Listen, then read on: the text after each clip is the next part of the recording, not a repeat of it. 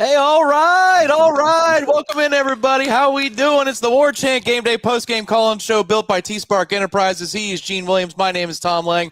We welcome you all in. We kicked this thing off a little bit early because tonight was a good night to be a Florida State Seminole. One of the few we've had in the last little while. But let's focus on the positives, everybody. When you have tough times in your life, Gene, and there's tough moments maybe in the house, there's bickering going back and forth, and you say, I'll be right back. I need to take a walk.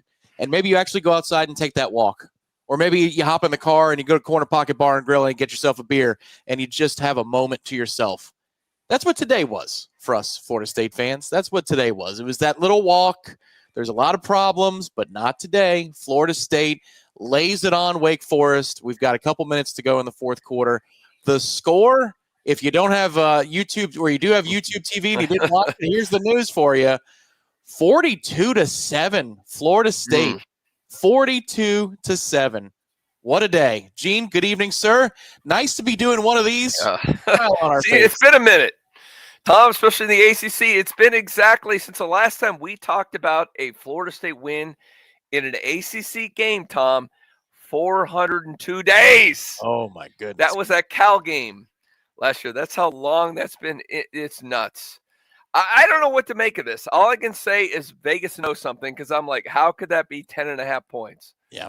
The way this team has looked, the way it looked like they just gave up on the coach on this team. They were done. Coach was out. And then they go out and beat the living crap out of Wake Forest. Not a great, obviously not a good team. Wake looked awful. Boy, Wake. They're not good. I looked at their record like, how are they 5-2? I'm telling you. How is that possible? This is Wake's worst performance of the year, and it's about time we got one of those. It's about time Florida State faced an opponent who laid an absolute egg. And the officials. I'm sorry to cut you off, Tom. I'm still in shock. 2 holding calls. Usually when they do them, it's an irrelevant time. 2 long plays that were huge in the first half, and that flag comes out and negates long plays by them and just completely neutered their offense. Yeah. The final tally, Tom, I want to look this up right now. Wake Forest tagged 11 times for 93 yards. FSU 3 for 30. Yep. In an ACC game against one of the Tobacco Road darlings. How is that possible? It's a funky night. You know what? We're still celebrating Halloween. That's what this is. It is a strange weekend. But yes, this was a game where it didn't start out like gangbusters for Florida State, but you had some breaks go your way early, which is what you need sometimes in order to have the moment that you take control of a game and then you put it on ice, which kudos to Florida State. They did just that. Wake had been penalized on average, Gene, just under 9 times a game, so this is very much what they do. They beat SMU in their last game with 5 offensive turnovers, so like they are prone to making a lot of mistakes. They just beat Miami. But they've been SMU who just beat Miami. I had to go by Jeff Cameron here and sneak that in. Anything to slight Miami. Mario is like nature. He always finds a way. He always finds a way. If you like that, hit the like button as you're in here tonight. But yes, that was something that set the tone. Also, they did some other things that bad teams do, like coaching decisions that make no sense. Gene, they're in plus territory in a 4th down. They don't go for it. They got a 3rd and 11 early in this game. They call a draw at the 50-yard line, a give-up play. Then they do go for it deep in their own territory. Like, it makes no sense, a lot of the things that Wake Forest did, and screw them. Good. That's wonderful news for Florida State because so many times in the last 20 years when Florida State had an important moment and they were facing off against Wake Forest, either on Bobby Bowden Field or up there in Winston-Salem, it turned out really ugly. But not this evening. No, Florida State, once Wake made those mistakes, Tommy hits a deep shot to Deuce Robinson, who had an excellent night tonight down the left sideline. That was their first connection of the night. It seemed like from that moment on, things started to go Florida State's way. Everybody settled down a little bit more mentally. Hey, look, Wake put the ball on the ground, and Florida State recovered a fumble tonight. We should throw a friggin' – hey, everybody raise your glass to Florida State recovering a fumble that the other team put on the deck. It has been a minute. Yes. Years. Oh, my goodness. That's something. You're absolutely – and Tom, really, the way the first few minutes of this game started, and you think this is typical. They're gonna end up finding a way to lose to this team. They look like crap. And you're right. They hit a couple plays and a couple of calls – and stuff actually went against Wake Forest instead of FSU. And suddenly they go, oh, we might win this game. Oh, we got a little bit of confidence. Suddenly guys are flying to the football. Guys are making plays. Calls are going your way. And it's funny how that works. Confidence, especially in college football, it's amazing how it can shift the tide so quickly. And it really did in this game. It's the intangibles. And what we were saying, Gene, is that we were hoping that Florida State would bring it tonight from an effort standpoint, from a consistency standpoint. We heard that they had a very good week of practice, but we heard that a bunch last year when they didn't win any football games. So, there's Mike Norvell wearing the N7 color tonight. It was a Seminole Heritage Night at Joe Campbell Stadium, Bobby Bowden Field, and Florida State made everybody proud with the effort they put forth tonight. It was one of those that the confidence built as the game went along, just as you described, Gene, and Florida State eventually put it on in overdrive and damn near got yourself a spike baseball if you didn't have a turnover from the backup quarterback. And I'm not necessarily blaming at all on Glenn, but they were very, very close to shutting out a power opponent, which would have been really very cool for Tony White. This is just a feel-good night for a lot of different players. I know you mentioned one specifically, Gene, and I'll bring it up now and then give you the floor. But there's a certain running back who had a big night. He took the first snap for Florida State, and there were probably 4 or 5 dudes that you're really happy for to see their performances rise to the surface. But how about Sam Singleton tonight, Gene? That's the guy that I'm so happy with, the former walk-on. We heard the stories. If you're a member of Warchant, you should be. Why aren't you? And you're on the tribal council. You probably heard a lot of the rumors and discussions about maybe the practices being not great this week, about some players slacking off. Look, I'm going to say what I heard similar to some of that practices were not great this week, and some guys maybe not giving a full effort. When I saw Sam Singleton get the start today and get that first carry, it told me, okay, here's a guy who's dialed in, who is giving his full effort, and he's being rewarded for it. So I'm so happy for him. And how about that first touchdown? Because, you saw that play, Tom, when he first hit that line, I'm like, man, he's not going to pick up the first down. And he found the little gap and squirted through for the touchdown. I'm so happy for him.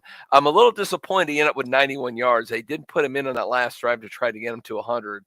But really great to see Sam Singleton get his, have a wonderful game. And then obviously you can talk a little bit about our boy Deuce and what a monster game. And Wade continued to just cover him single man on him with a smaller DB. Had no chance against him. All the time he had to do was throw the ball in his direction. It was easy all night. Yeah, this was a night where I thought, as we were talking and scouting this, that Wake could give up 3 different things. One is they could give up some explosive runs if you keep hitting your head against the wall. Eventually, you're going to break one. Quarterback run is something they're susceptible to, and Tommy had a couple plays designed and otherwise that hit for Florida State. He still doesn't look 100% explosive, but he was effective tonight. And then the deep shots. They would be susceptible to the deep shots. That was part of the scout this week. And there you go. It wasn't just the one time to Deuce. It was multiple times. Hell, there was a throw over the middle. Tommy was 6 of his first 8 tonight. And one of the misses was over the middle, and Deuce was wide open there. So Florida State found some holes in the zone, some holes on the outside, even one kind of in the middle of the field where Florida State's offensive line held up against a 4-man rush, and Tommy hits Randy Pittman deep. I believe that was a 3rd down conversion that got Florida State. Yeah, it was. Yeah, that was a great play. Great job by the offensive line there to give him time. There was a mix of a little bit of everything, and then you did see Florida State's defense play with a little bit more panache. Look, there was even a play or two that Elijah Herring made that I said, there it is. That's the guy. That's the guy. He did. He read that short play and had a great tackle. He did. And even on this night, I don't know how they've credited officially. I'm pulling it up right now.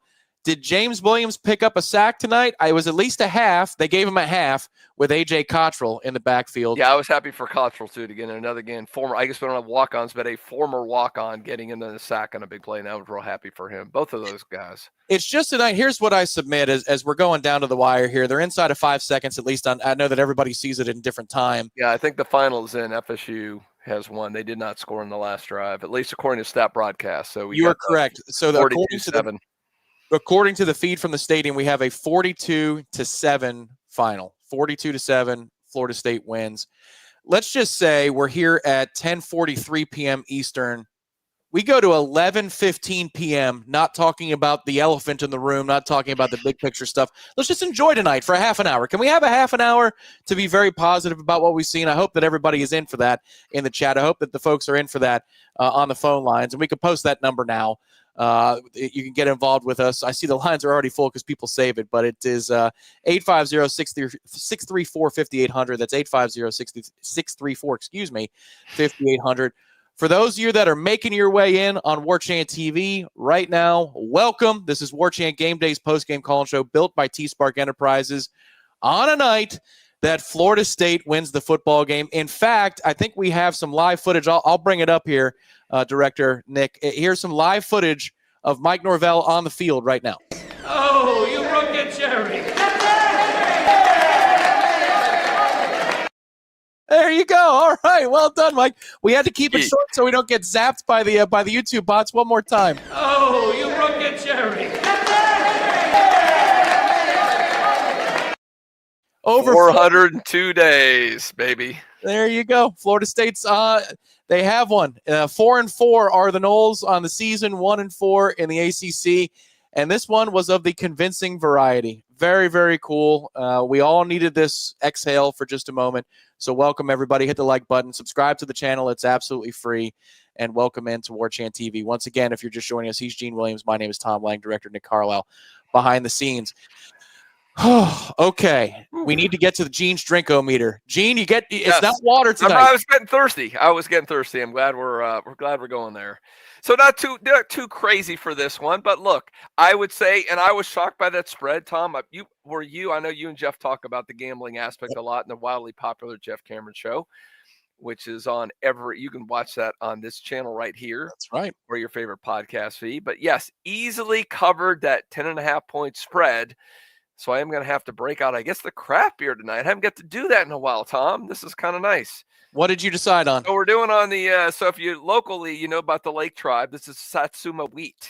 Oh, okay. We're going with that for the Lake Tribe. We're going to mix it up a little bit, a little wheat beer action here. So this is something I'm assuming that you've had before. This is not a first try. Oh yeah, we've had that. Pretty much all the local beers. We've checked them all out. So Lake Tribe, good brewery. Check them out. By the way, always looking for a sponsor. Any brewery wants to sponsor the show, we're in. And Tom and I will gladly drink your beer. Yeah.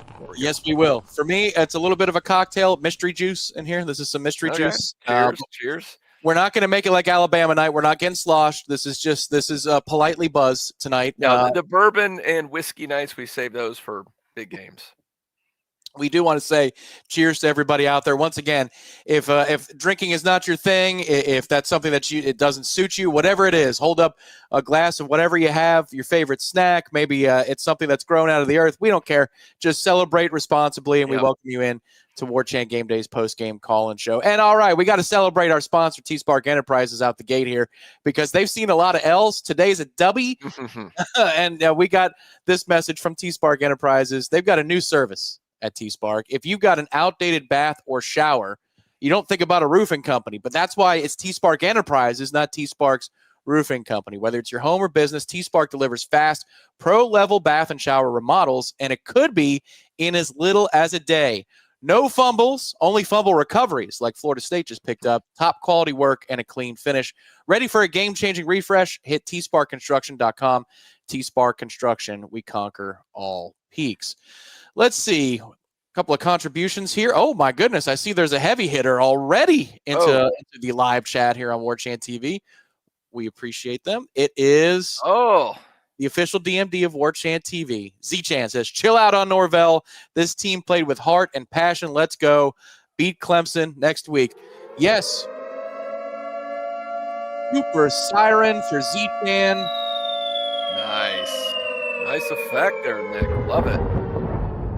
Thank you very much to the official DMD of Warchant TV. 28 more minutes, and I 100% will stay chill on that front. It's a night to smile, everybody. Thank you, Z-Chan. We appreciate you as always. Next up, let's see, who do we have here chipping in? Seminoles here. My fellow Americans, our long national nightmare is over. Yes. Cheers to that. We're on the board, Zeno. Losing streak done. ACC losing streak done. Very nice work, Florida State 42. We understand what you were doing there. Thank you very much, Zenol. Next up, we have Joshua. No complaints outside of the Glenn fumble. About as clean of a game as one can ask for. Also, kudos to James Williams, major disruptor in the second half. There you go. Wow, haven't heard that name in a while. There it is. Appreciate you, Joshua. Next up, looks like we've got Nole Nation 2025. Where has this defense been and offense been? Go Noles. Hey, look, I'm not trying to do anything to anybody's Cheerios. We did get off to a good start because of a couple of key penalties, as Gene mentioned, if you're just joining us. what do you think it was, Gene? Over 120 yards worth of a swing from explosive plays to being called back for a hold, or and I think there was another one that was some sort of illegal formation, but there were at least I two. think they had a fourth down. I think that got the play that screwed them up. But there was one was over 50 yards. Yep. Those close to 30. Those around the 30-yard range. Yep. So I mean, right there's 80 right there, and those are early game. Those are game changers because they're going into scoring position instead. They end up having to punt on those series. So huge. For once, like you said, Tom, the calls went against the opposition instead of Florida State like they usually do on those kind of plays, which is especially unusual in the ACC against a Tobacco Road opponent.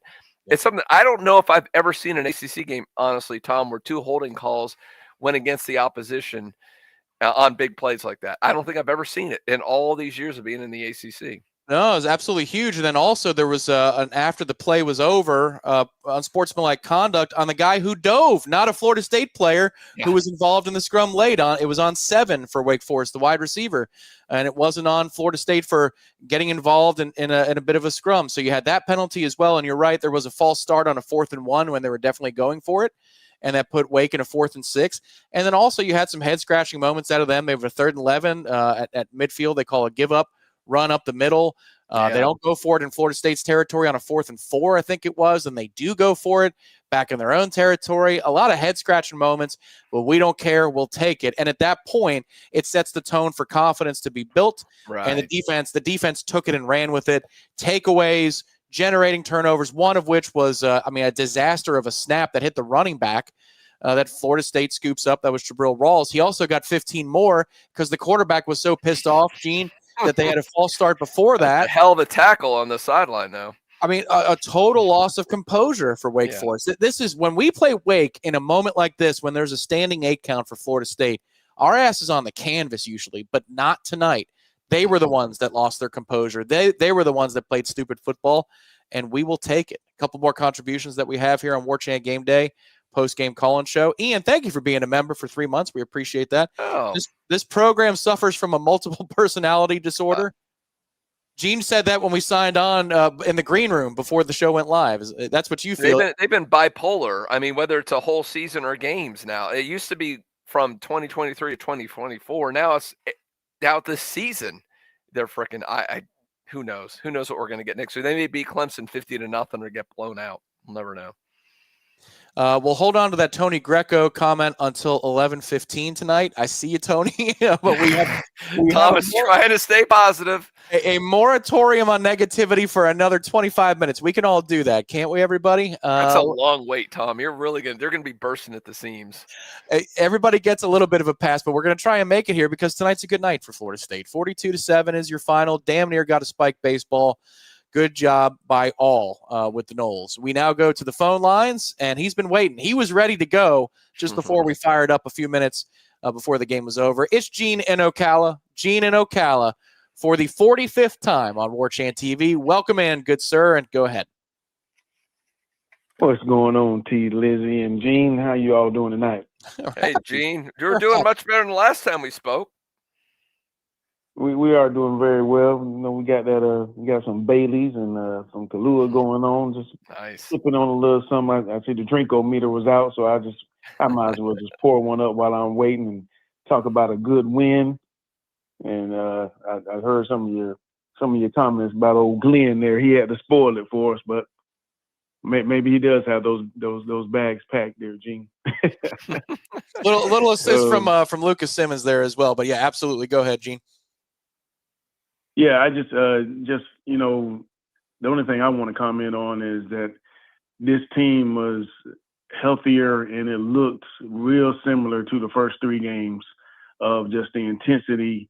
I still don't like the play calling. I still think the play calling is subpar of running up the middle into a teeth of a defense sometime. But then, Sam I.M. got up there and wiggled on through and showed the goodness that he is.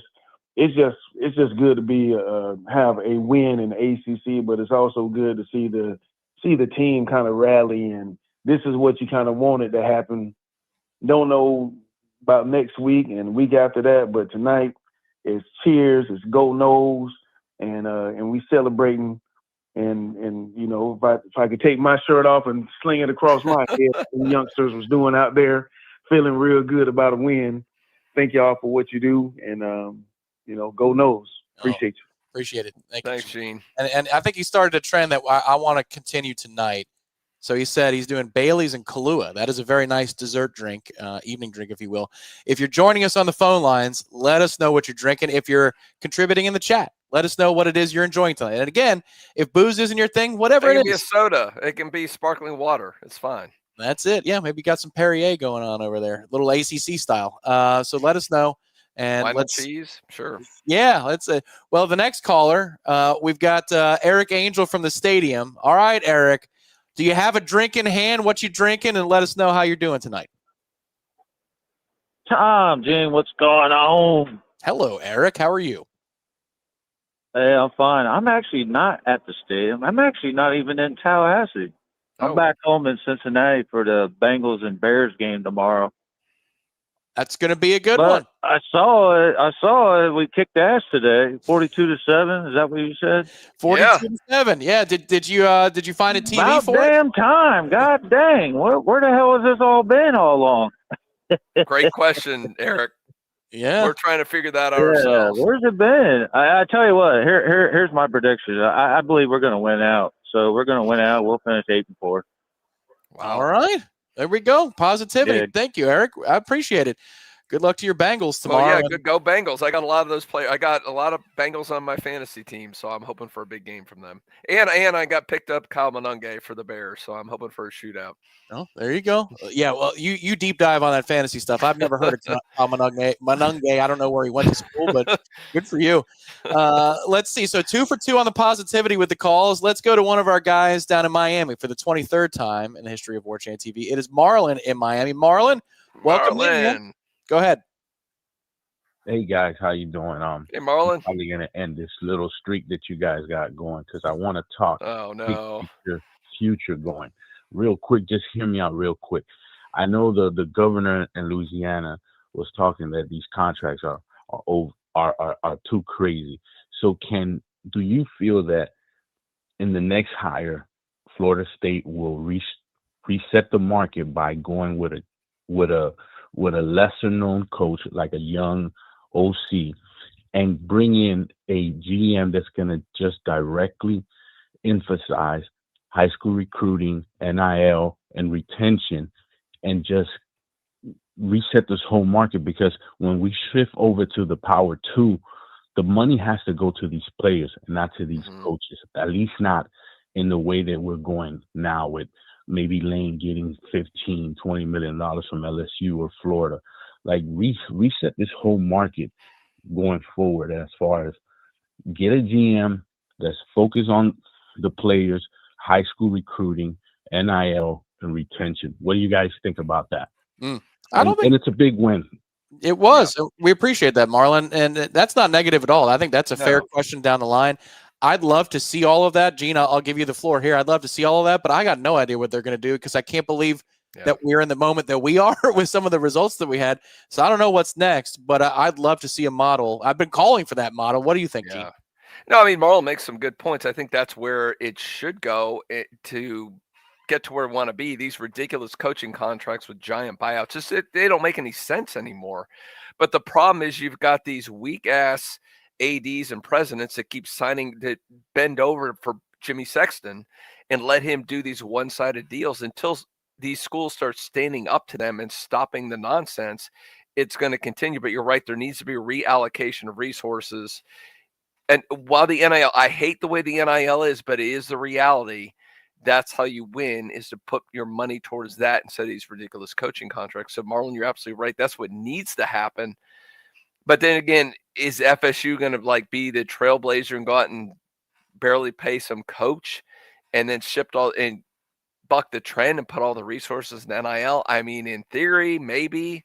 I have a hard time seeing how that's going to happen because I just think these schools and these ADs are probably behind the times, and I think it's going to take them a while to adjust. So I think it's going to be a little bit longer. I certainly hope they don't sign another deal like they have with Norvell.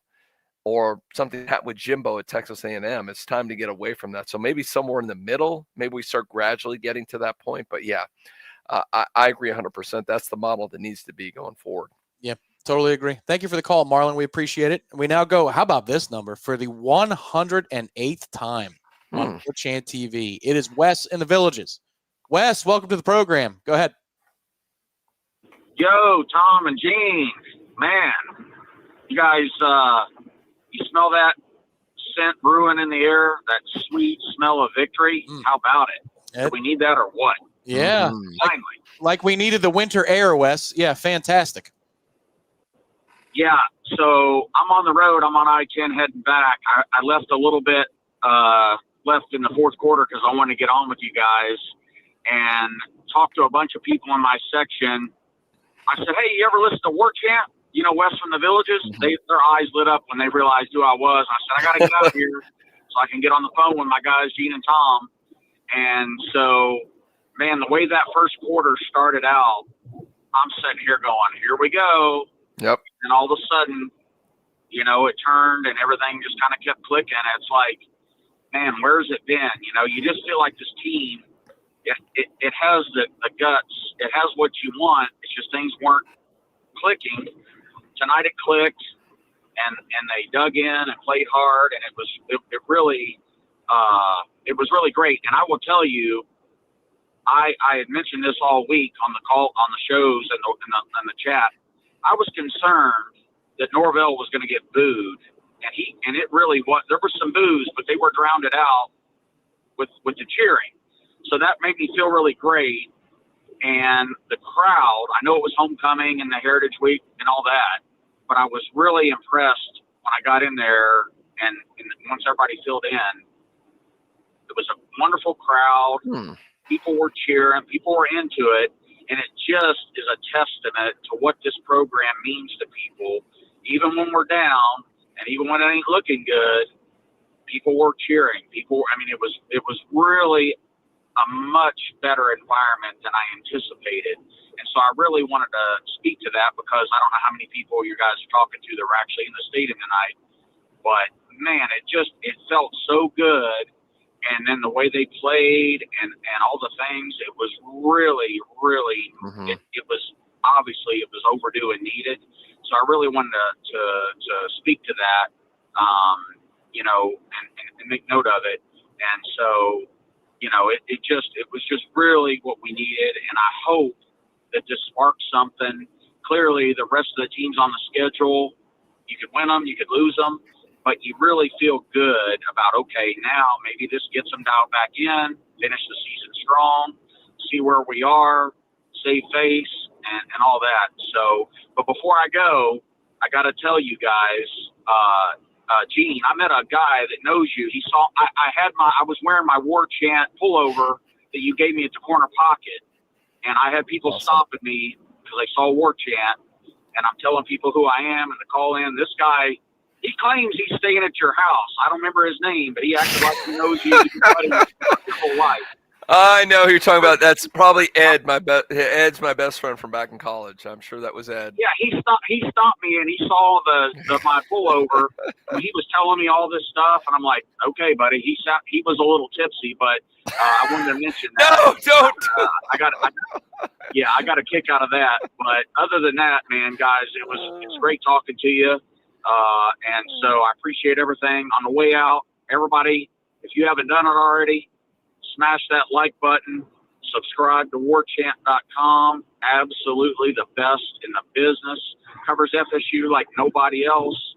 Y'all have a good night. I'm on my way back to the Villages. I want to give a shout out real quick to my Lot 12 crew, best tailgate on campus, and my people in section 129. Hopefully they're listening.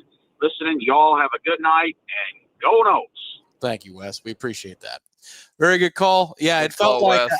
I think you know, when you go, it wasn't 3 and out because you got a first down with a nice spot on the first play of the game, Singleton. When you get the false start penalty and you punt on the first drive of the game, Gene, I felt like that was maybe the low point in the stadium, but from that point on, it was all positivity for Florida State, especially some of those penalties paved the way. But then when you hit Deuce on that big play towards the end of the quarter, and then you punch it in. You actually punch it in when you had so many failures against Stanford. Like everybody went, okay, all right, it's time to rally. It's time to put Uncle Mo on your side. And last year I thought, Gene, there was a game when Florida State was losing week in, week out. They hosted North Carolina late in the season. I'm not sure if it was homecoming or not, but the crowd was awesome, and they weren't rewarded. And so I'm just very happy tonight that as Wes was saying, the crowd was awesome, and they got their just due, which was a rocking chair win by the time you get into the third quarter and you realize, oh, wow, this thing's done. Wake has no chance to rally. Yeah. I think part of it, I said this team is bipolar. I think it's almost more fragile. But once they have something positive, like you mentioned, the play to Deuce, they all kind of loosened up a little bit. They got a little bit of confidence going in them. And I was glad to hear, I was not at the game, so I'm glad to hear from Wes there was not much booing going on. I think things went positive. Now, had things gone negative, I would predict it could have gotten pretty ugly at that game with the booing. But it's good to hear that they were not booing early. And this team, they played well. I mean, once they got a little bit of confidence, we saw glimmers of what we saw those first few weeks of how good this team can be. I don't think it's a lack of talent. The reason they lost these 4 straight games. I think there's something, it's just like I said, whether it's fragility, bipolar, whatever it is, this team has to have a couple things go its way, and then it rolls from that point forward. Things go wrong, they really have a hard time adapting to that and rising above it. Yeah, it's kind of like a chin check, and Wake missed on a couple punches. That's what those penalties did. And so you're like, oh, well, I'm still standing. All right, well, let's do something about it. Yeah. We're going to go back to the phone lines in a second, but because Florida State cracked 400 yards tonight, because Florida State averaged a robust 7.4 yards per play, I guess we got to hear from everybody's favorite automobile, Director Nick, if you would.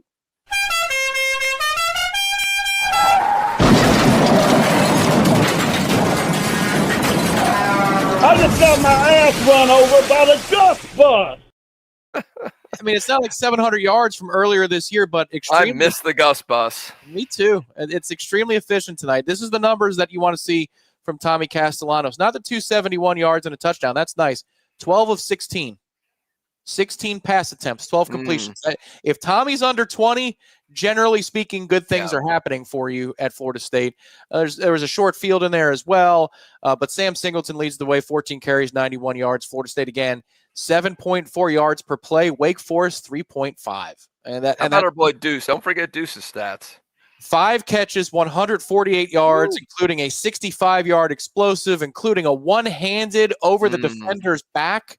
That's a highlight reel catch that I know we tried on social media. Matt Lacerra led the charge there.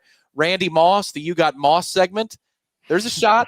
Deuce made an excellent catch there. Another one near the sidelines where he's out at the 1-yard line, where he kind of bobbles it, secures it, and he gets his feet in bounds inside the 5. Humongous night for Deuce. Really good kid. And we know this because we have a little bit more of an insight into it. But even if you didn't, and you just watch all of the Deuce Robinson interviews, he's one of the reasons that Florida State might have had some gusto to fight back. He's one of those guys in the locker room. And obviously, Gene, the injury that happened at the Pitt game, I think that game might go a little bit differently if Deuce is healthy. He was off and running, he was drawing PI flags. He was getting open downfield. Well, tonight, he looked fresh.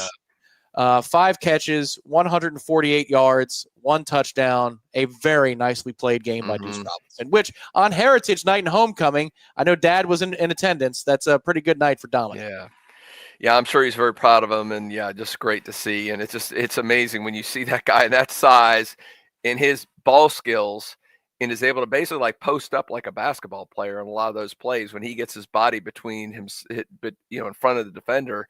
There's no chance. And I think he's going to make himself a lot of money at the next level. So real happy for him, and really good showing tonight from him. And it was good to see him back out there healthy, and Tommy doing a little bit. And I still don't think Tommy's quite 100% running the football, but he did well enough, especially it seemed like he had a little burst in that touchdown run, a little bit more what for. So hopefully he'll get better and better. And whatever that is, whether it's a knee or ankle, whatever's going on there, he'll get better. Yeah, it seems like a high ankle to me because it's that short area quickness, explosive. He can get straight ahead. Once he gets motor and he can get moving, it's that side-to-side stuff. You're right. He's still not quite 100%, but we'll see where it goes from here. An all-important game next week for Florida State on the road at Clemson, where Tommy's going to have to be the best version of himself as a runner for Florida State to have a crack. All right, here we go. Ralph in Hawaii is up next. Ralph generally is a positive guy. I know he's not Norvell's biggest fan. He certainly isn't big buyouts. He hates big buyouts. So let's see which way this one goes for the 32nd time in the history of Warchant TV. It's our guy, Spartan71, Ralph in Hawaii. Welcome, brother. How's it going? I am so blessed. It's wonderful to be here, and I'm completely positive. It's not that I'm not Norvell's biggest fan. I just had questions about his play calling. At times, we all remember the toss sweep at the New Orleans, the LSU game when it wasn't really necessary, that kind of stuff. Yep. I don't have anything against Norvell. If he starts winning, I'm his biggest fan. I don't want our guys to lose, of course.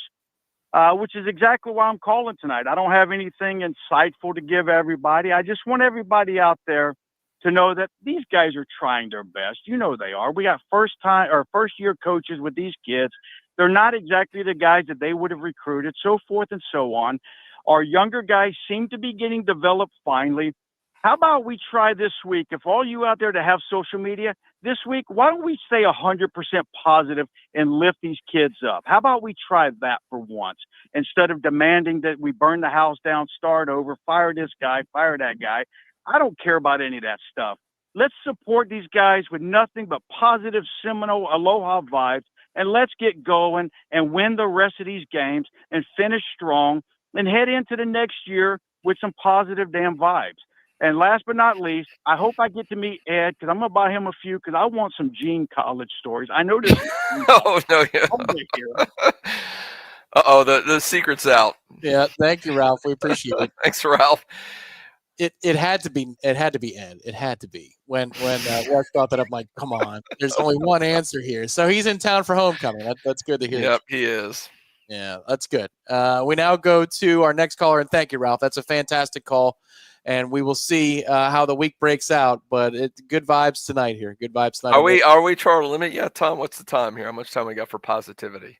Well, the limit I put of no negativity expires in 4 minutes and 18 seconds. Okay. All right. So we can talk about the elephant in the room, but so far everybody's doing a really good job. Wouldn't you agree, Gina? I agree. I'm a little surprised. It's hard to complain too much of 42-9, but you still can't erase the last 4 games. So I get it.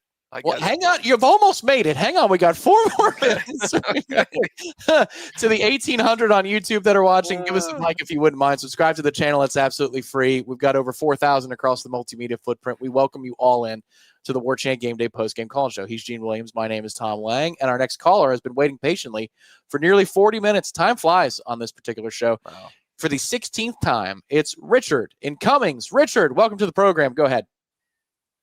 Hey guys, how we doing? Just to let you know, I got a Petite Verdot red wine from Napa Valley, 2006 vintage that I'm working on. Very nice.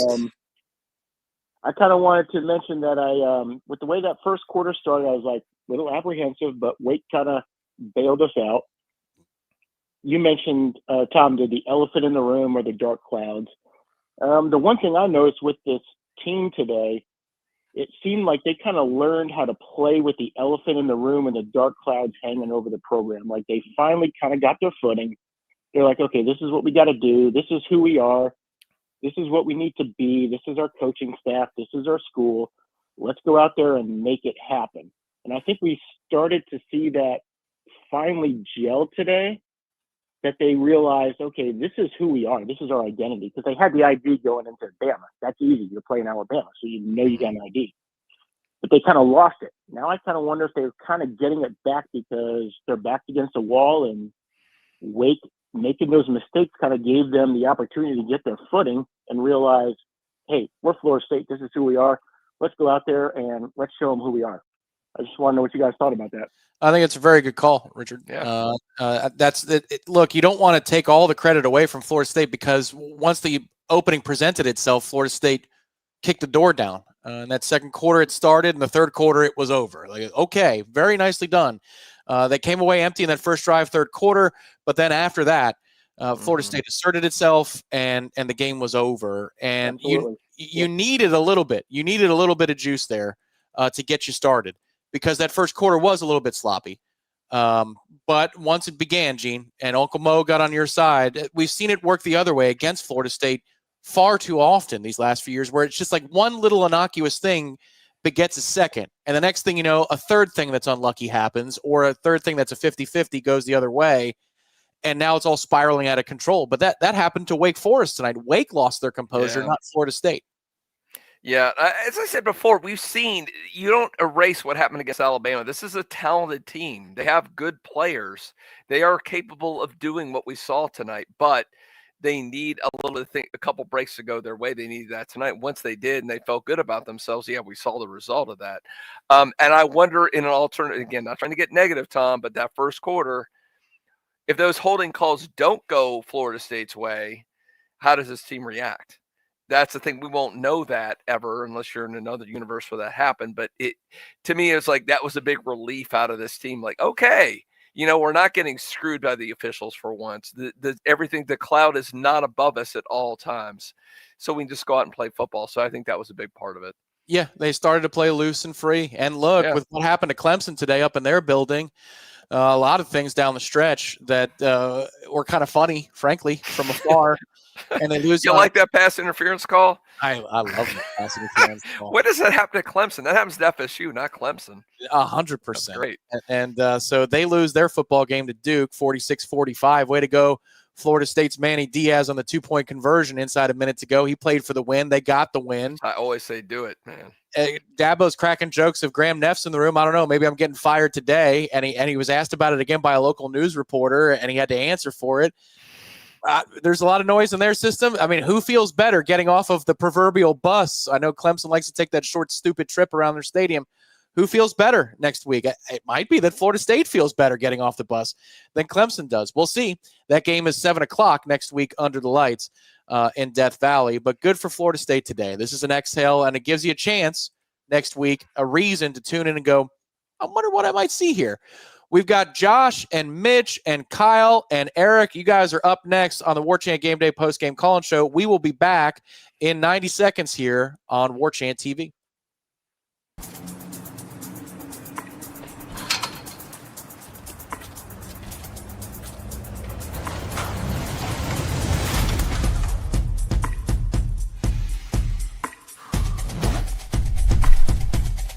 Greatness is built through passion, perseverance, and an unyielding commitment to one's trade. It starts with dedication and the relentless pursuit of perfection.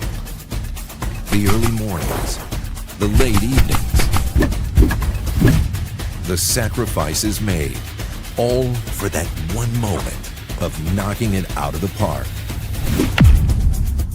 On every job we do, TSpark, we conquer all peaks.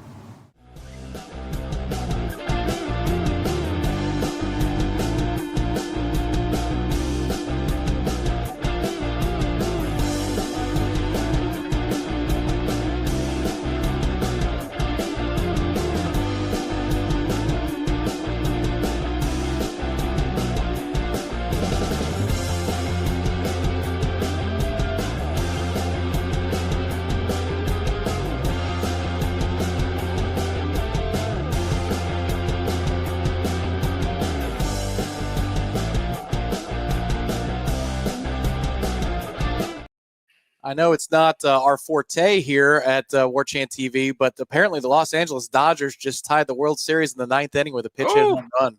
Game 7. Holy smokes. Wow. Hopefully you're enjoying that on silent and watching us here on Warchant TV. We thank you for being a part of tonight's show. It is the Warchant Game Day Postgame Call-In Show built by TSpark Enterprises. And to the 1,500 plus of you watching on YouTube specifically, give us a thumbs up and subscribe to the channel. It is absolutely free. We now go to one of our favorites for the 64th time, all post-game calls, because we used to have more call-in shows, but all post-game show calls. It's Josh in Long Island. Josh, welcome to the program. Go ahead. Tommy, Gino! Gosh. All right. Nice. We got up off the mat. We got up off the mat. I am so proud of the kids, man. They stuck it in. It's hard. just from a coaching perspective, to get these kids to play hard every single game, it is extremely hard. On a different note, I know, Tom, you just said it. I'm from New York. I'm a Yankee fan. Nothing makes me more happier than the Blue Jays sweating. I love it. And I know you're a Met guy, Tom, but better days hopefully are not ahead for you. But it's all good. But anyway, I'm just happy, that the kids have that much resiliency in their bodies to come out and play as hard as they did. And I will say this though, all the games that we lost, the kids never really gave up. They didn't play well. Some of them were injured, but they never really gave up. And you can see that they want to play for Norvell. They really do. And I'm so proud of them. I'm so proud of what they did today. Wake Forest, as we all know, as lifelong Florida State fans, from like 2005 on, has been just like a thorn in our sides for that period of time. And we took care of them pretty well today. And they're actually not a bad team. People may shrug their shoulders, say, no, it's only Wake. They're not really a bad team. That SMU team that beat Miami, they beat them last week. So it's not really it's a good win. It's a good win. Also, I love the fact that not only did Florida State win, Florida, Miami, and Clemson lost.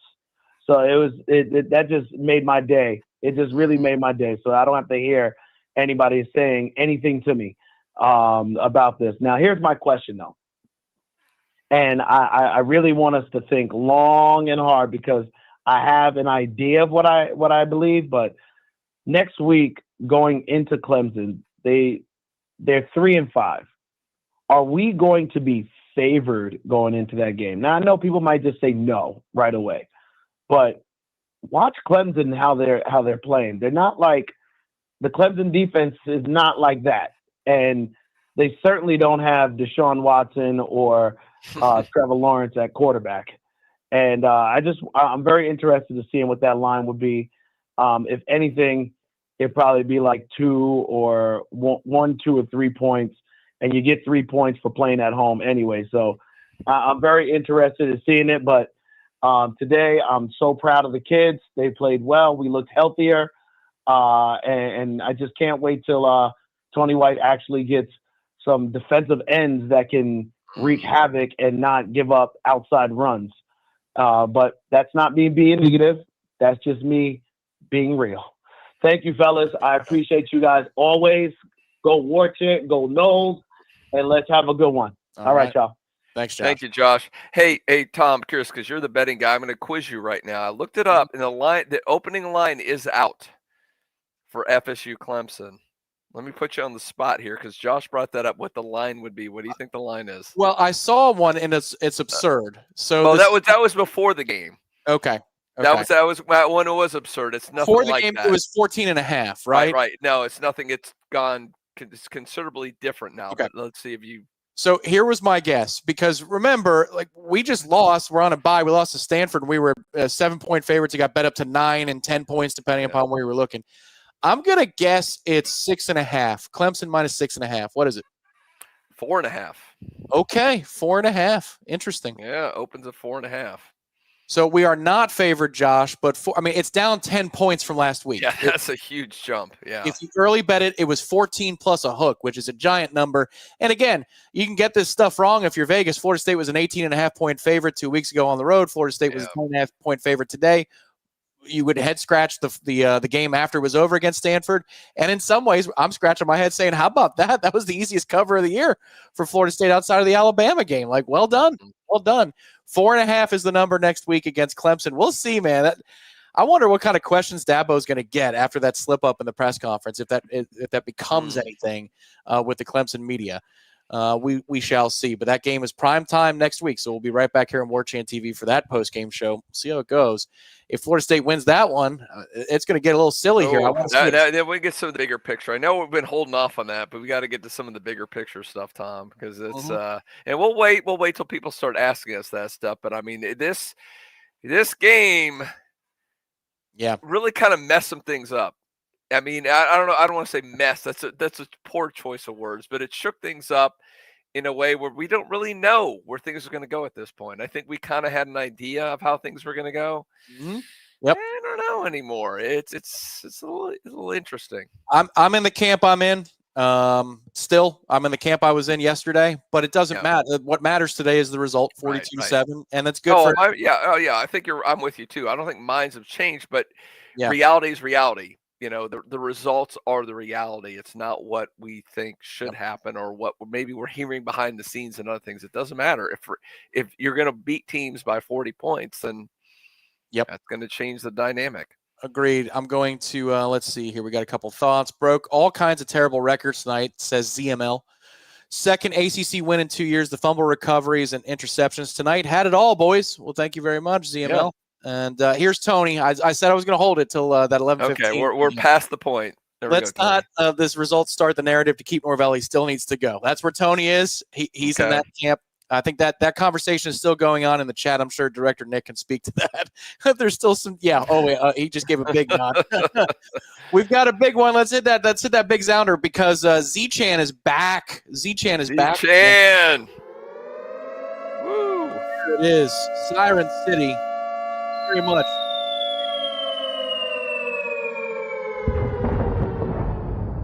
What was that, Gene?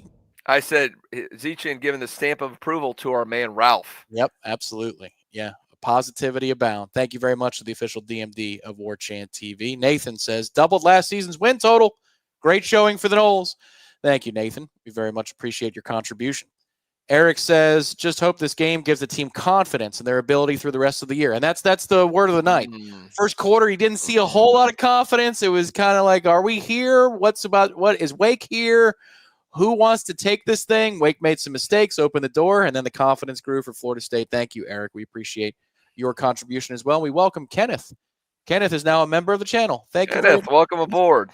And also, he contributes. My goodness, Kenneth. Thank you. It seems they finally figured it out. I hope they can keep it going.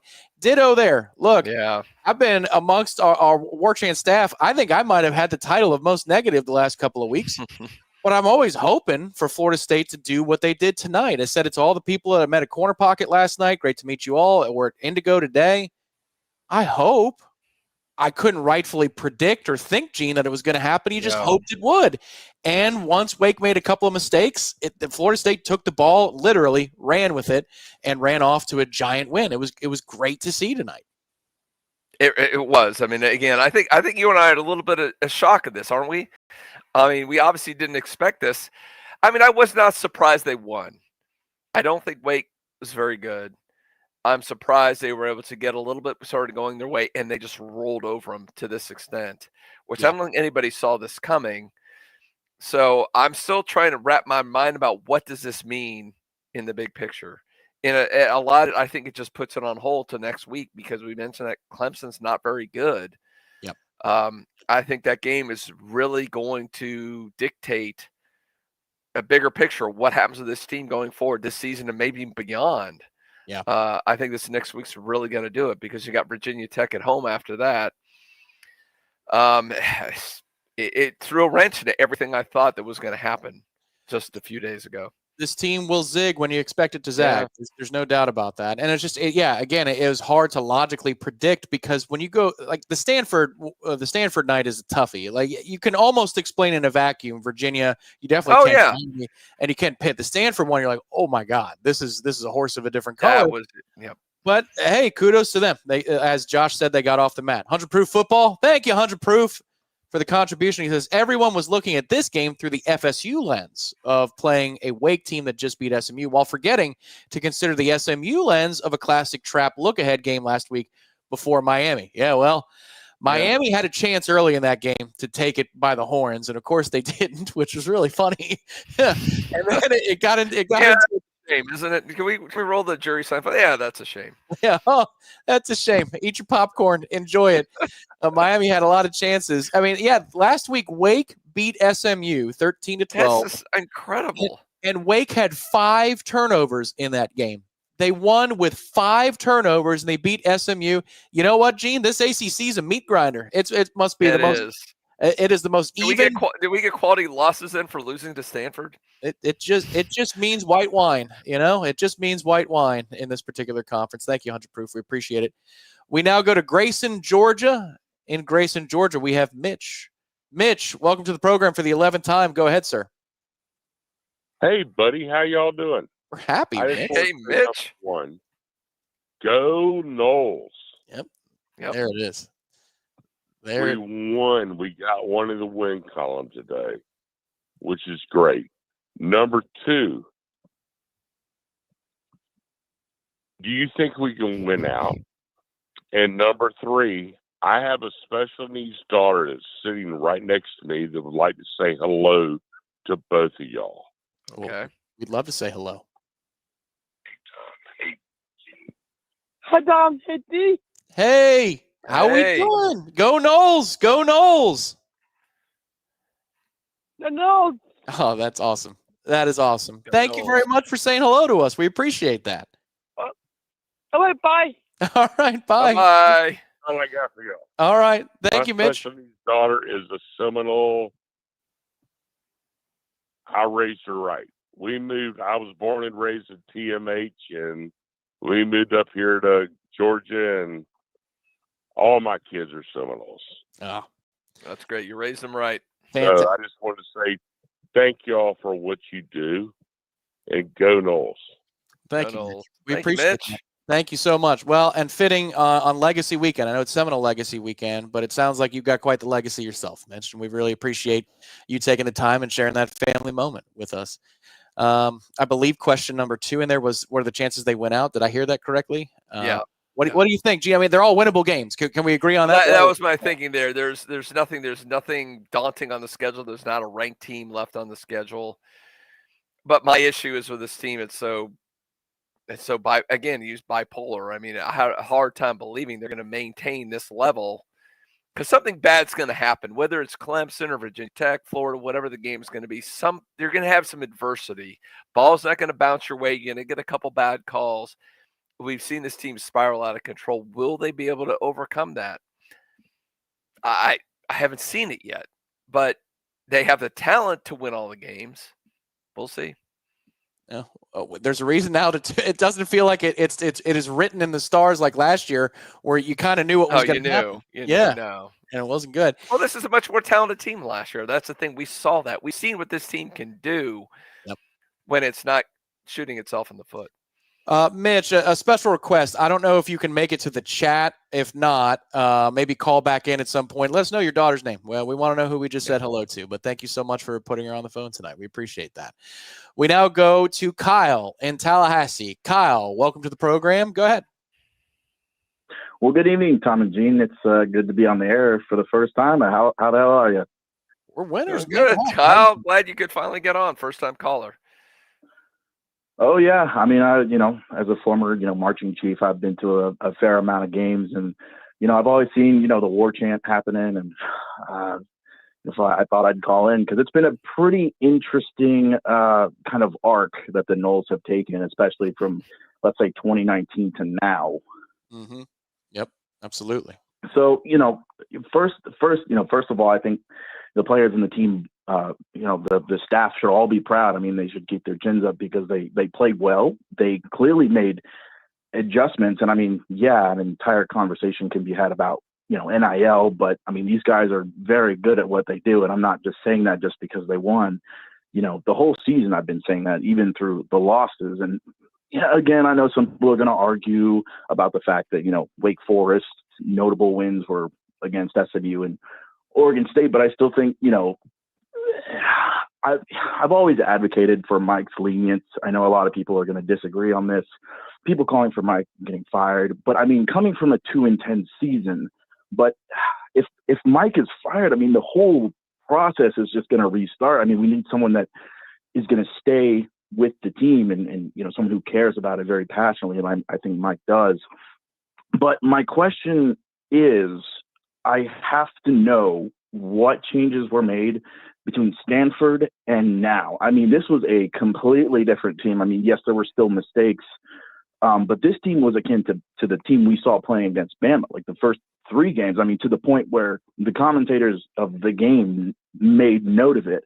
I mean, and you could see it in the footage. I mean, the team was celebrating good plays. They were celebrating with each other, and they were, the energy was different. They were celebrating with Coach Norvell as well. The energy was completely different. And I just got to know, like, why weren't these changes made earlier? Like, I need to know, like, for just because it would be satisfying to know, like, what conversations were had with the team. Yeah, we appreciate that call, Kyle. I think, and feel free to call back in. I think there's a few things we got to start with. I think you're correct, Gene Williams, that the group is maybe not fragile, but they confidence-wise, they didn't start the game looking like they finished the game. Is that fair to say? So they needed a little bit of momentum to go their way before things started to pile up to the good.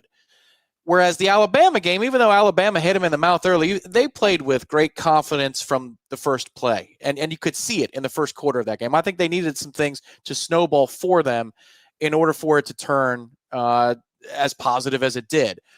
So that's part of the equation. The second thing is, and you noted this, Gene, Sam Singleton started at running back. That was going to be my point. Yeah. So go for it. Go for it. No. That was my point too. Like, there's a really good reason he started. Because think about it. He's fourth string on the depth chart.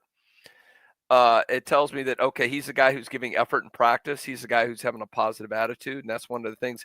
I think you saw some issues. You watch some of the body language of guys in the Stanford game. We don't get to see practices anymore. But my guess is some of that is transferring over to the practice field. And you're not seeing the guys giving the full effort, having the right attitude and things. Sam Singleton is one who is doing it. Even though he may not be the most talented running back on the team, he's giving 100% effort, and he was rewarded by that today by getting the start, getting the most carries, and being rewarded for it. And that kind of, when you do that as a coaching staff, you reward those players and they come through, it bleeds over to the rest of the team. And I really think maybe I'm making too big a deal out of that one player getting the start, but to me, that's just a microcosm of what's going on with the whole team, why I think they played better today. Yeah, it's notable. Wake's mistakes, Florida State making a couple of personnel decisions, and I think having a healthy Deuce Robinson changes everything too. Well, health too is a big deal. Yeah. Yeah, I mean, I think the bye week helped him. He looked a little bit more explosive tonight than he did on the road at Stanford. Mm-hmm. So Tommy was able to hit a couple of those throws.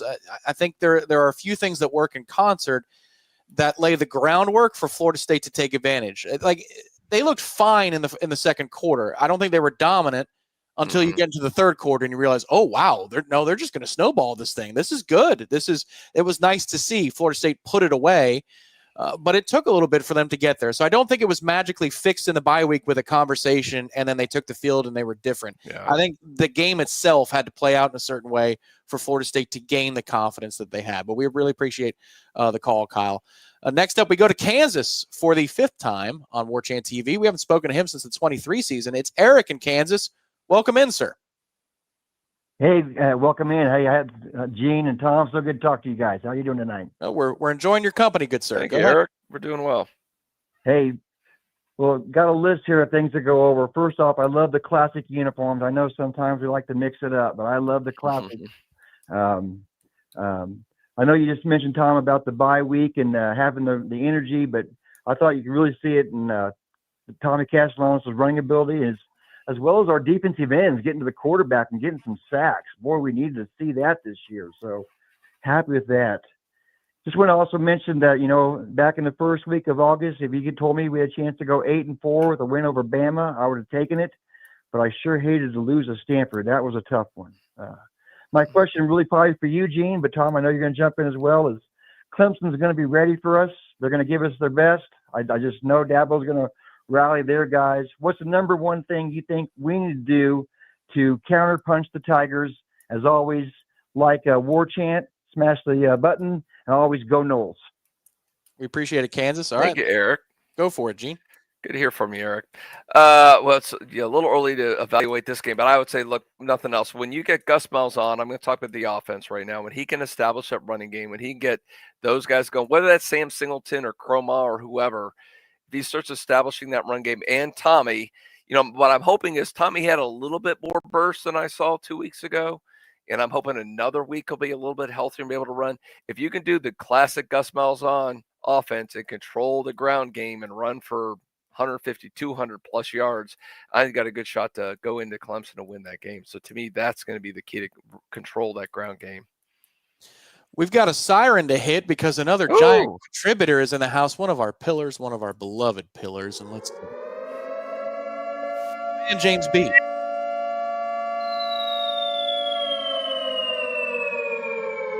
There it is. James B says, and we appreciate the contribution. James, it was great to see you last night at the Corner Pocket Bar and Grill. For any kind of turnaround to happen and to have any hope for the near future, it all had to start with a win tonight, and we got it. Go Noles. Go Noles, indeed. It did need to start tonight, and you needed a couple things to go your way. Once they did, good job, Florida State. I think a different team goes home tonight than the one that got to the team meeting earlier today or did the legacy walk. They're going to feel a little bit better about themselves. Let's see what they do with it. Let's see how they handle the success. 100 Proof Football is back. I like this contribution. It says, bruh, we are FSU. We are supposed to beat Wake effing Forest by 30 points every damn year. In the words of Chris Rock, you want a cookie for doing what you're supposed to do? Thank you. Well, but it's 100 Proof always brings it. He does. But if anybody wants to have a cookie tonight, it is the wee hours of the morning. Enjoy it. Now we go to Joey in Tavaris, Florida. Joey, talk to you today on the 7th floor Hotel Indigo. I know you're driving home. Welcome to the show, good sir. Tom, how you doing, my friend? Man, I'm happy to be talking to you. It was nice to shake your hand today. Brother, we are I-75 headed back home. It was such a pleasure to meet you and Jeff today. We loved it. I told the screener I don't want to talk anything about Norvell. I'm excited, so excited that we had a W. Excited for the kids, the players, the fans, the alum. I'll tell you, sitting in the stands, I didn't hear a negative word about anything. It was a great atmosphere. If there's anything negative, it was me. I was upset. I think when we turned the ball over on downs, I was like, can we not go under center and make it sneak? I don't know, but that's just me. But fantastic atmosphere. It was a great seeing you guys, meeting you guys. The Steeler phrase from Keith Jackson, the great Keith Jackson, we gave those boys a woodshed whooping, and I loved every bit of it.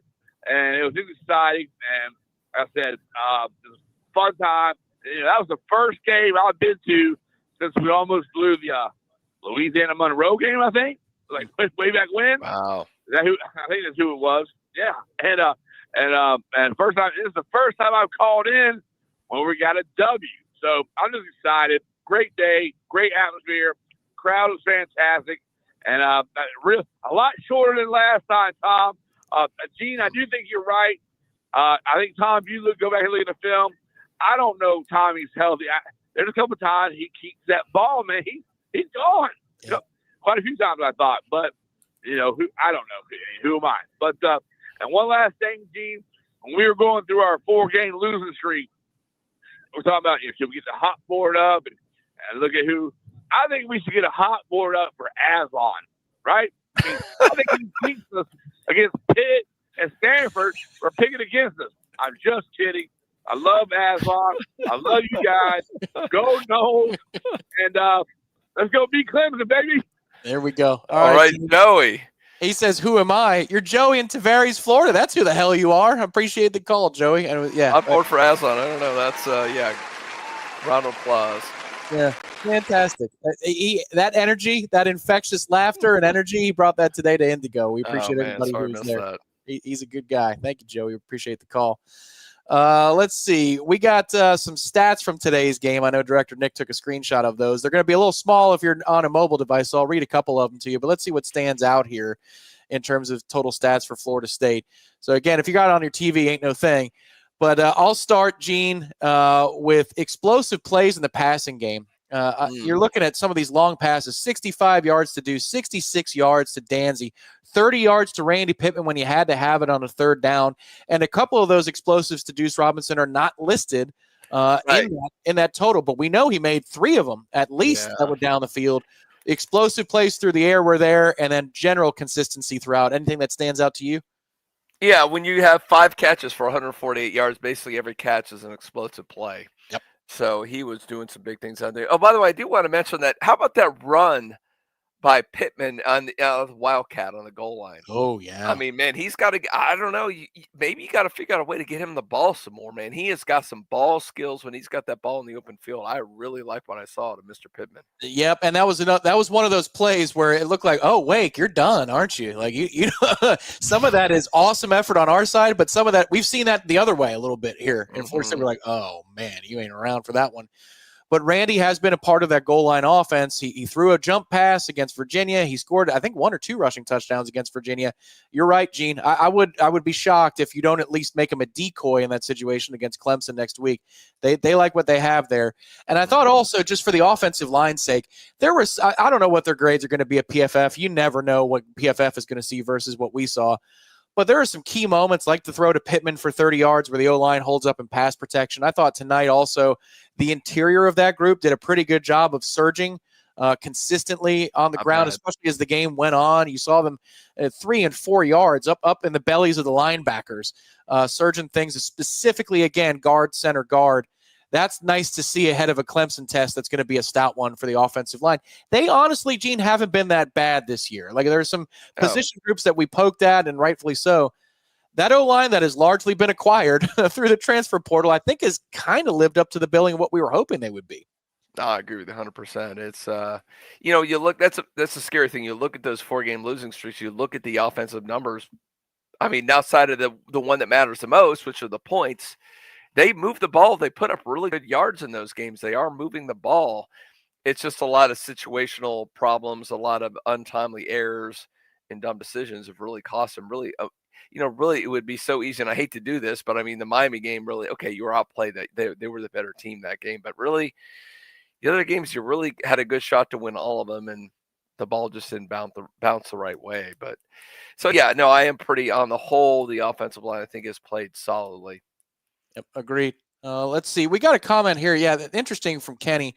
I'm sure Mike will be asked about this Monday, maybe the coordinators tomorrow. If Mike isn't asked about it tonight, I don't know that after a blowout win you want to ask, why the hell wasn't Sperry in the game? But Kenny says Sperry needs to be the backup, not Brock. Singleton needs more carries and take James Williams off the field. James actually had a decent night tonight, Kenny, but I hear you. I hear you. The frustrations for the entirety of the season. That was an interesting move to see Brock come off the sideline and not Kevin Sperry. Yeah, I don't know. And he wasn't on the injury report. That was the first thing I thought. Is he banged up or something? Why would you put? And but look, Brock has been a team guy. Mm-hmm. He has been there for the thick and thin. He could have maybe transferred out or portaled or whatever, but he stuck there. Maybe it's just a little bit. Look, we're going to give you some reps, couple series. This is as a reward. This is kind of my guess. I don't think it's any indictment on Sperry. I still think he's your solid number 2 guy.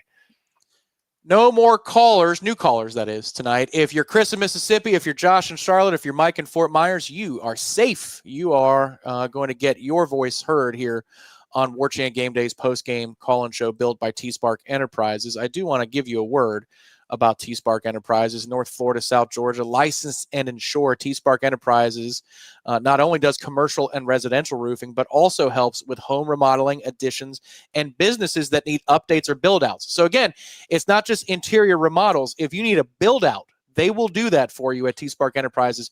Check out their website for all the construction services that they provide. It's so much more than roofing at TSpark Enterprises. If you live in North Florida, South Georgia, TSpark is your team, tsparkconstruction.com, TSpark Enterprises.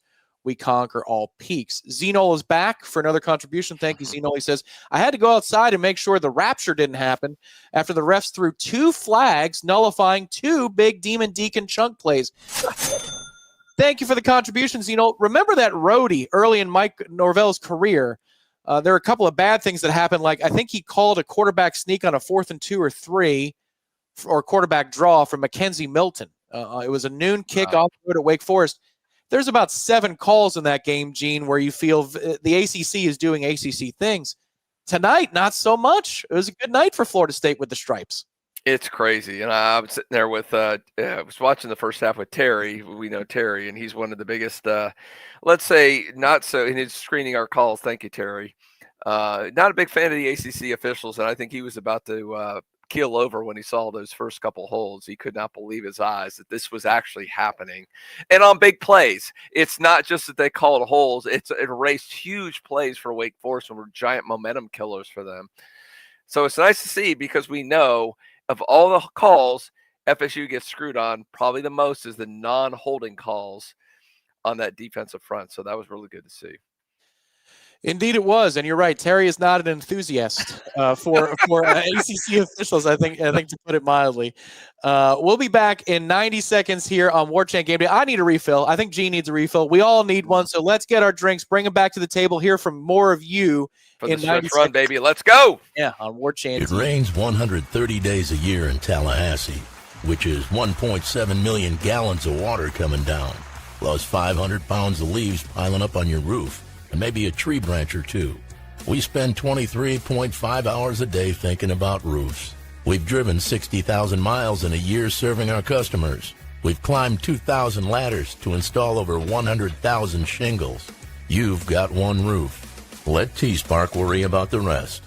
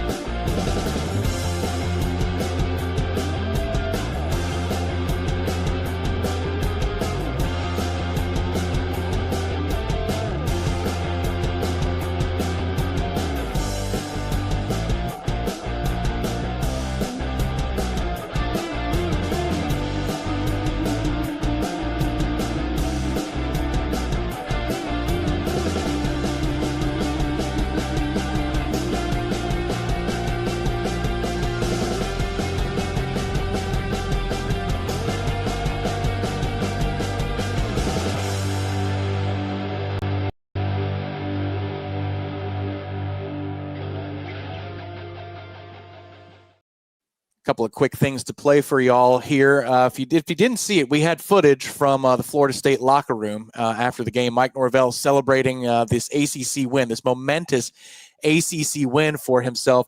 First time since September of 2024 that Florida State walks away with an ACC victory. I'm going to hit the button to show everybody Director Nick, and here is what it looked like in the locker room. Oh, you rook it, Jerry. Well done by Mike Norvell. Also, I want to play this for everybody because I imagine on Monday night for the Smash, I'm speaking for Don Ira himself. This is what we're going to get on Monday night at 7 o'clock.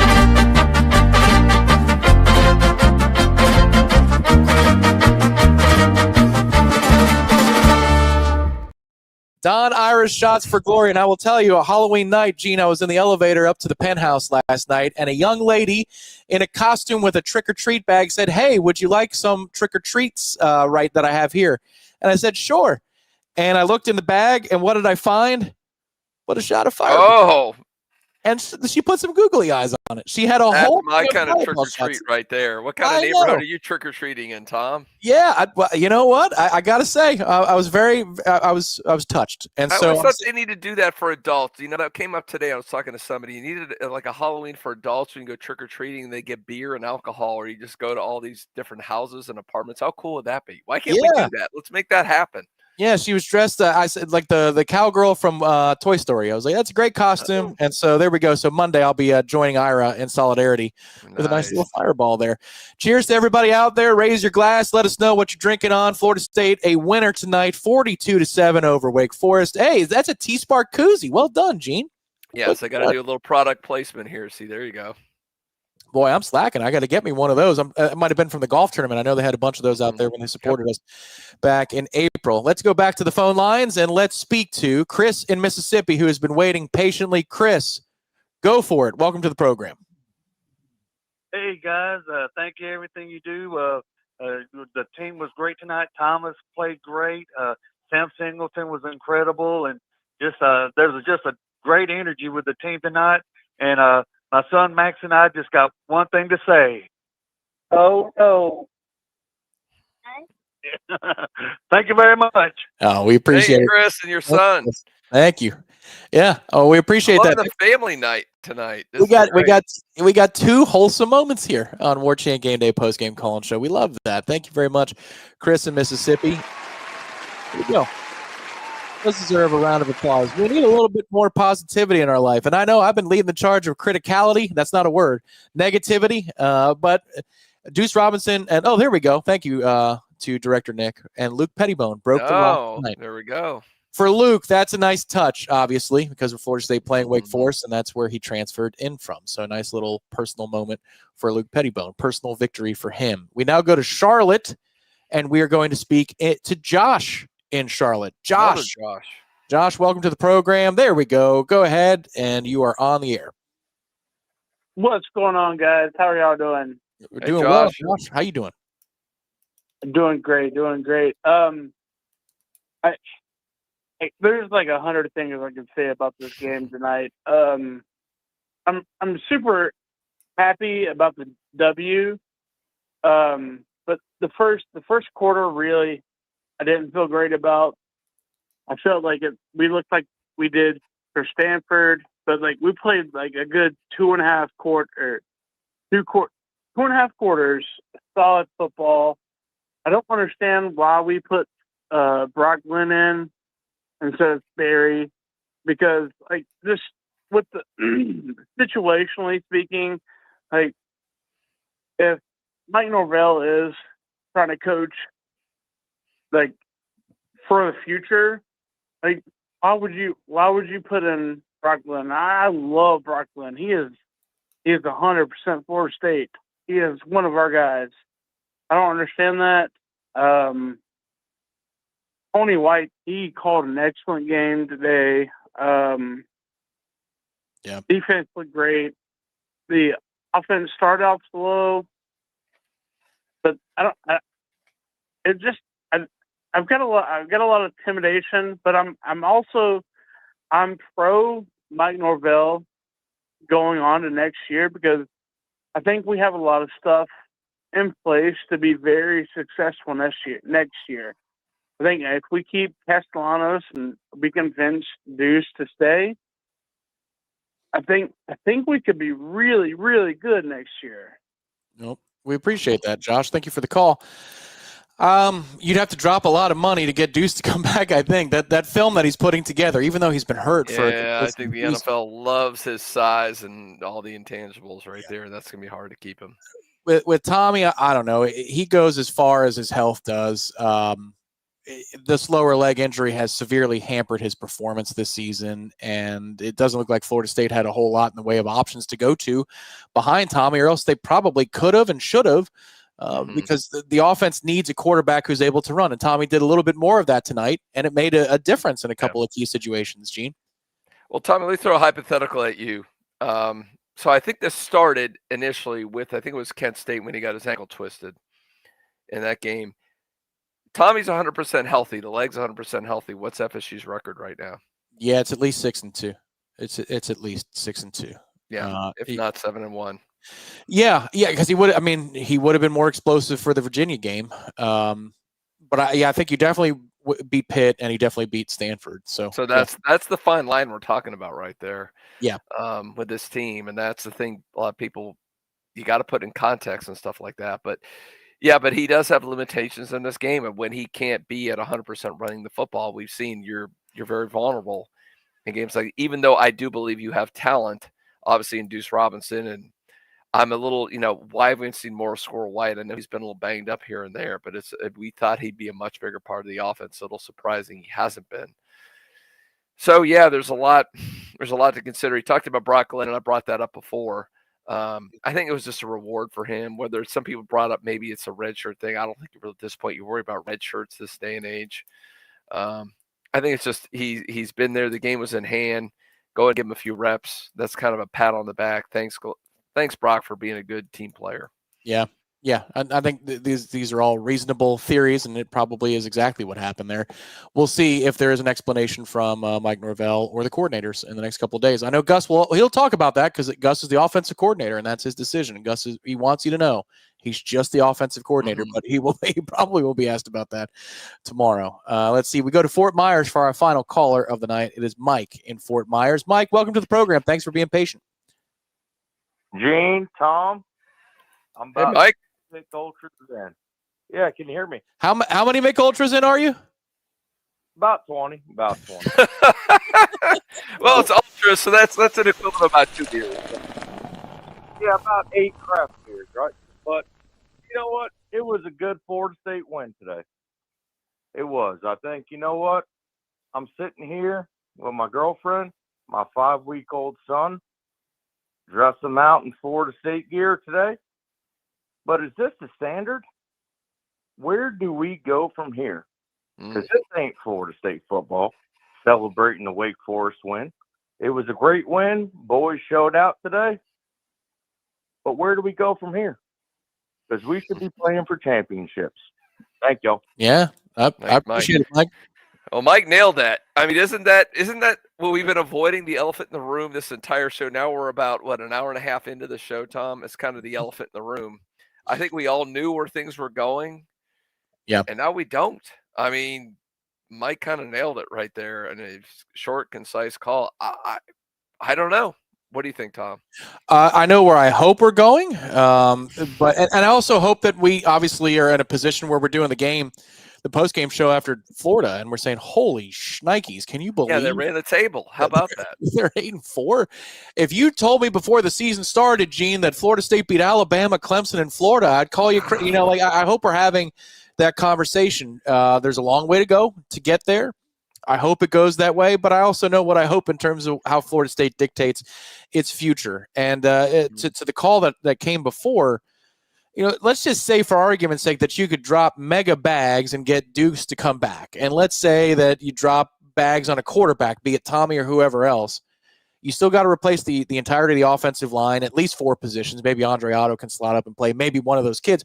But you're not going to bank on somebody who you don't feel comfortable putting in as a backup right now to be your starter without bringing in some competition. So you're going to have to drop a lot of money, Gene, in the portal on that offense year over year.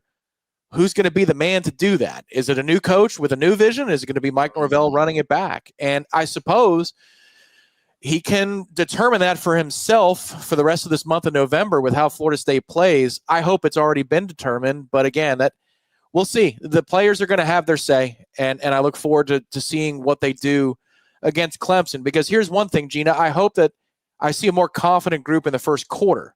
Instead of this feeling out process, now that they have this win under their belt, might they actually go up on the road and play Clemson and play confident from the jump? Well, maybe this gives them a little confidence. And I think they had that against, we thought about that, all the comments they had going to Virginia, and we know some weird crap happened early in the game, including a pick 6 you should have had that bounced the wrong way and went for a 30-yard game when you were going to go up 2 scores.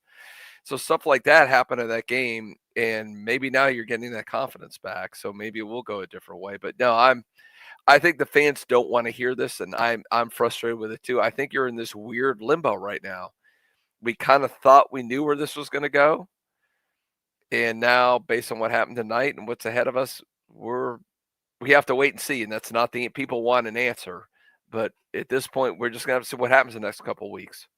Yeah, I hate being in it. The religious term purgatory, we're just kind of stuck, and that's where we'll be at least for the foreseeable future. Because tonight's result keeps everything quiet for at least one more week. We'll see what Mike and the team do with it. Rubbish says, as a cynical, I was with the program recently. I'm ecstatic with tonight. As cynical, as I was with the program recently, I'm ecstatic with tonight. Thank you, Rubbish. We appreciate that. We appreciate your contribution. Wealth Influencer says, love the Warchant crew, especially when Corey Clark gives you 2 sides to the story. Go Noles. Thank you, Wealth Influencer. Okay. Appreciate you. Josh says, FSU wins, Miami, Florida, and Clemson lose. Someone at Stats and Info needs to figure out the last time that happened. Great day to be an old. We need some applause. Nick, can we get some applause for that? When all of FSU's 3 biggest rivals all lose on a weekend that FSU wins. Let's cheer to that. It tastes delightful. There we go. Josh, thank you very much for that contribution. Another Josh K says, the message should have been accountability instead of respond. Well, whatever it was, after Wake stumbled a little bit, Florida State decided to set their own motto and send their own message. So good for Florida State tonight, 42-7. And finally, we have Deck Night on the Rocks. Bourbon Reviews says, the only negative from tonight was Tommy trying too hard. He needs to stop trying to make big plays and just run straight and hard. Stop cutting and running backwards. again, I think a lot of that has to do with the injury, Gene. It's not just physical, but it's also making him indecisive in some of those key moments, some of those reads. Joey and Tavaris talked about that in the phone call. He said if he keeps the ball in some of these situations, he might score. I agree. I'm seeing those things too. Now, you can never know for sure if that's a called design run or if Tommy has the option to keep. But what I can tell you, Gene, is if he was healthy, he might keep the ball no matter what the call was, and he might hit his head on the goal. Well, he can't hit his head on the goalpost. Hit his head on the padding in the back of the goalposts. And I'm going to ask you about that a couple times, and I'm watching, especially in the first half. He had several plays where it looked like it's a zone read, and it seemed like he made the wrong call every time. And I don't know what it is about why FSU quarterbacks seem to have an issue with this, and they can't seem to do it, because there are a couple times where the end's crashing, and he does the handoff and hands it off when there's nobody in the whole side of the field. And I'm going, man, you could run for 30, 40 yards every time. And I know you're one of those guys who watches that stuff in the trenches. Is there anything you can tell us about what you saw in those plays? I can say that there are certain times where you can see that at live speed you don't notice it. But then you go back and you rewind it, and you see that there is a defender there. Like, the read defender is there to occupy the quarterback. It's been a frustration of mine since Christian Ponder, where we ran speed option. Ponder would never pitch it. And then we ran speed option with EJ, and EJ would never keep it. And then we had EJ with the read option. That didn't work, Gene. And then we had Everett Golson and DeAndre Francois. It just goes on and on and on. I think so. And Jordan had this problem too, even in 2023. Sometimes, even if there's a guy to occupy you there, if you're Jordan Travis, if you're healthy, Tommy Castellanos, it doesn't matter that there's a guy there. They're still going to miss because you're electric. You're singular in what you can do. Now, Hobble Tommy's a bit of a different story. I mean, you saw there was one play where they had a swing pass to the right or a screen to the right. He runs to the left. It ends up being a broken play where Tommy runs all the way back around the field to the right. Yeah. This is in the red zone, and Sawchuk becomes a lead blocker for him, and all the guys that were out there on the screen are lead blockers for Tommy, and he picks up a first down. Like, with Tommy, you're just going to have to put up with the fact that there are some plays that you don't draw up that he makes, and there are some plays that you draw up perfectly that he doesn't see or he doesn't make, and you're just hoping that the net is on the good side of it. It would be great, though, Gene, if whatever Toradol or shot they could put in his leg is extra special next week, because Clemson has a lot of extra speed. Yeah. And Tommy needs to be a difference maker for Florida State to have a chance next week. Yep, absolutely. And that's going to be, I think we're all going big picture stuff, and that's what everyone wants to talk about. But I think I think next week's really going to tell the tale about how the program is going to go forward and with the future of Mike Norvell. Yeah, it's not a settled issue. It is one that we now know. I think, Gene, you can reliably watch the NFL tomorrow. I don't think you have to worry about any breaking news. No. So we're not on call tomorrow, I don't think, Director Nick. I think we have a little bit of free time tomorrow, which we'll take. We shall see what comes next for Florida State. But we want you to sign up over at warchant.com, the largest FSU fan community in the business. This promises to be one way or the other an extremely interesting 6 weeks to 2 months that's upcoming. Florida State for signing day purposes, transfer portal purposes, coaching carousel purposes, whatever it's going to be news heavy over the next 2 months. So $1 for your first week over at warchant.com, and you will be bonused a year's access to The Athletic. That's really cool. Round out your total sports portfolio. NFL in full swing, and Game 7 of the World Series is still going on right now. But MLB Hot Stove, they're going to the 11th inning right now, Gene, in a winner-take-all. MLB Hot Stove with The Athletic. So that's a nice bonus. Head over to the largest FSU fan community at warchant.com. Are there going to be full-on player grades because Florida State won tomorrow, Gene? What do you think? I'm trying to figure out what I'm going to do. I actually have some coaching nuggets, but I don't know if they're applicable anymore, or I don't know if I want to sit on them. This may have changed. I'm going to have to check with them. I don't know. You're going to get something. Let's say it's going to be whatever. I'm going to talk to some people in the morning and figure out what I can come up with. Worst case, we'll have some stuff from PFF, some grades and whatnot. But I want to know what's the bigger picture thing. What are the decision makers thinking? What's the scuttlebutt among the agents? I kind of want to know at this point. Yeah, Noel Gal says something for you in the morning. Yeah, Noel Gal says spill it, Gene. Yeah, you're right. It might be. I was ready to spill. I didn't think this was going to happen. So it's back in the cup right now. I don't know if there's anything to spill. Yeah, well, that's a responsible thing to do, and that's what we do over there at warchant.com. What you can bank on at Warchant tonight, Corey Collins Clark. Nope. Corey Collins Clark's Clark. column. Uh-oh. Maybe it's starting Tommy, to go. have another shot. The magic water. Thank you very much. And that's our signal. We're out of time here. The Warchant Wrap also will be available on Warchant TV. We've got all the press conferences available on Warchant TV. Subscribe to the channel. It's absolutely free. Let me try this again. Corey Clark's column. Corey Clark's column. Say that 7 times fast. It's actually not that easy. And the wrap. Yep, the wrap available. All things Florida State football from tonight's 42-7 victory over Wake Forest coming up on warchant.com and Warchant TV. Thank you to everybody in the chat who contributed tonight with questions, with comments, and, of course, the monetaries. You never have to do that, but we very much appreciate it. Thank you for advancing the discussion. Do us a solid and give us a thumbs up on the way out tonight. We would very much appreciate it. Thank you to TSpark Enterprises, the provider tonight. They build the Warchant Game Day Postgame Call-In Show. We appreciate TSpark. Everybody who called, thank you. Terry Clark for screening the calls. Thank you very much. Director Nick Carlisle, Gene Williams. My name is Tom Lang. Is there a one more thing like Ira Schofel? Gene, do you have one more thing to promote, or are we saying goodnight? Nope. We're good, man. Just go Noles, and let's keep it going. Let's beat those Tigers, and let's, say good. Maybe that's the end for Dabo. Maybe not only we'll save Mike Norvell's job, but maybe we'll get Dabo fired. That would be really cool. Fantastic. We will sign off with one more time footage from the field and the locker room. Mike Norvell getting that ACC win. Oh, you broke it, Jerry.